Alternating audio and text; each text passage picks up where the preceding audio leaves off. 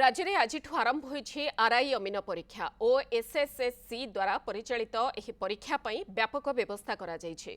एथिरे राजस्व निरीक्षक, अतिरिक्त राजस्व निरीक्षक और अमीन पदवी रे नियुक्ति पई परीक्षा होछि। पद परीक्षा जून 20 तारिख पर्यंत चलिबो। 3टी शिफ्ट रे परीक्षा देउछन्ते प्राय 2,50,000 रु अधिक परीक्षार्थी।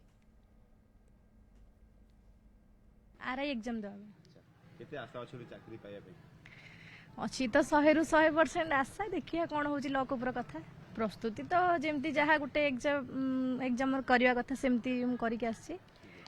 देखिए कौन हो बहुत भल बोली आशा अच्छी। निजे भी निज प्रस्तुत करके आसी।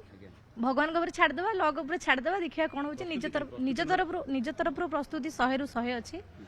तापर लक भी रोचे लक साथ देले आगु निश्चिंत बढ़ी तो अच्छी सर भल हाँपाई सर देखा जाओ प्रिपरेशन भी ठीक ठाक अच्छी। देखिए सर रिजल्ट आसला क्वेश्चन पैटर्न तो सर एज यूजुअल ही अच्छी सर जमती OSSC कंडक्ट करे सर सेम लेवल ही अच्छी सर।